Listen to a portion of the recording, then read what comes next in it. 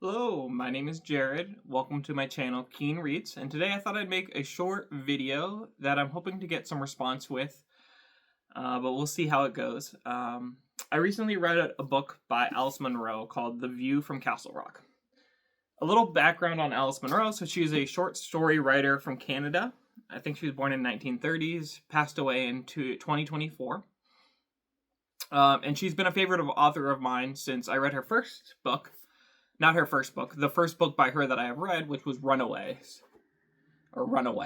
in July of 2018.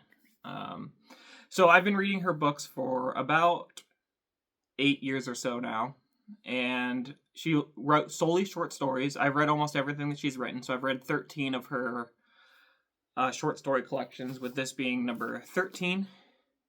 And I have number 14 on my shelf over there, which is Friend of My Youth, or something along those lines.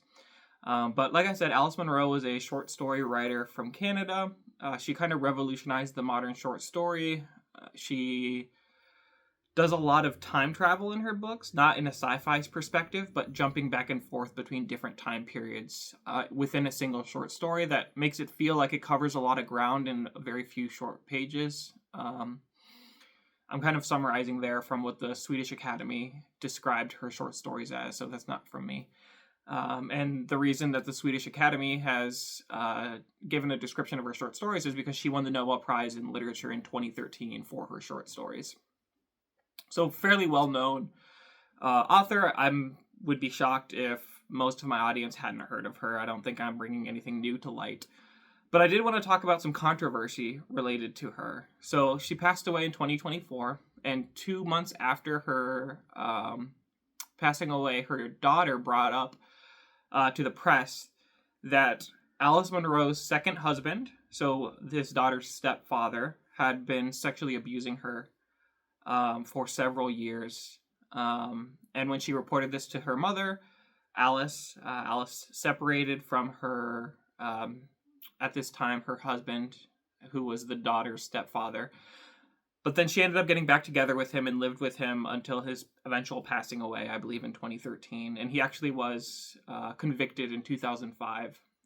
This is just from my quick research, just to give a little bit of background to where I can ask the question, what is my audience's thoughts on separating art from the artist? So this is something that comes up a lot in music. At least the music that I listen to. I listen to a lot of emo music, where the lead singers and guitarists and band members typically aren't the best people. But this is my first time this has come up in literature for me. And it's kind of, I think, affected the way that I read this book, The Tales of Castle Rock, or The View from Castle Rock. So I've always loved pretty much everything I've read by Alice Munro. I'm not super up to date in the world of literature and the happenings and the goings on. I knew she passed away, but I didn't hear about this scandal until fairly recently. So this was the first book of hers that I had read after knowing what happened. And it just so happens that it was my least favorite book that I read by her. I still liked it enough. Her writing is of a such that she could write about the most boring things and I probably would still enjoy it to some extent, just because I love the way that she writes. But I felt like the stories didn't pack a punch like they usually do. There wasn't a huge emotional component. I think it might be partially due to the fact that these are autobiographical in nature, whereas most of her short fiction is not, at least to my knowledge. And because of that, it's probably based a little bit more on realism and might be just a little bit more boring because it's true to what's going on with life.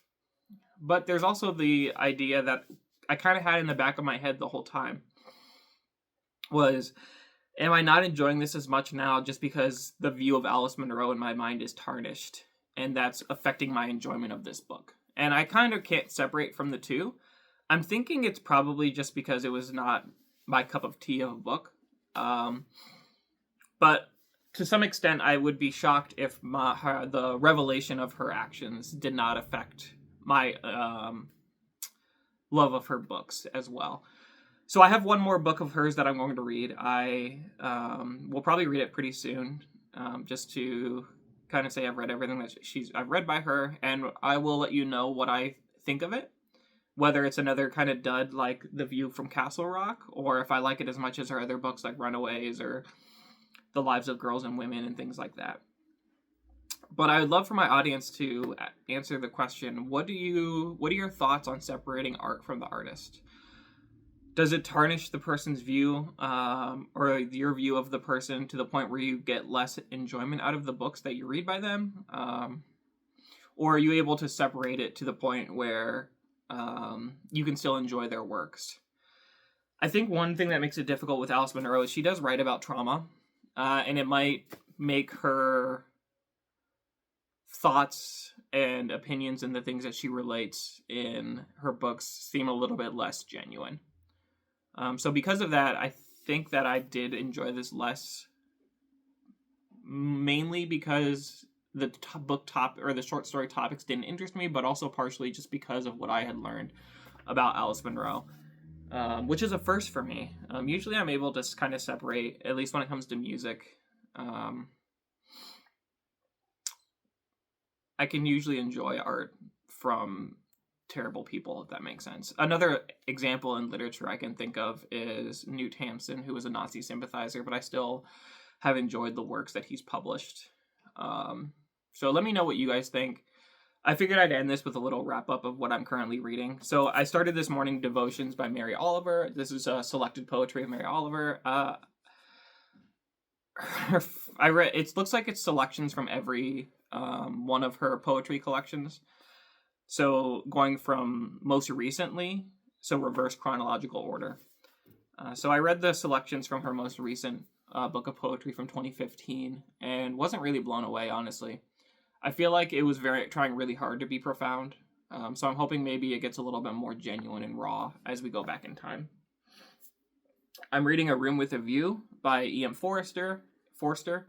I will do a review of this as well. And then slowly but surely, I am still making my way through the poetical works of Coleridge as part of my goal this year of reading through the Romantic poets, which I realize will not happen. I'll be happy if I make it through him and maybe someone else.